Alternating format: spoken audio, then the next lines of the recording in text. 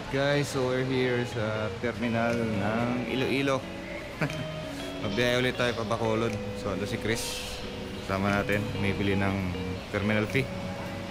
So 30 ang terminal fee and 550 ang regular aircon and aircon. Ocean Jet, nasakyan natin 720 ang biyahe.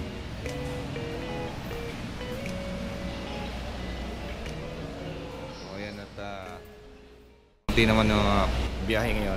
Pasahero pala, konti. Tingnan ko lang sa loob. Dito ba? Boarding area dito. Oh, kami sa loob ng terminal guys. Okay.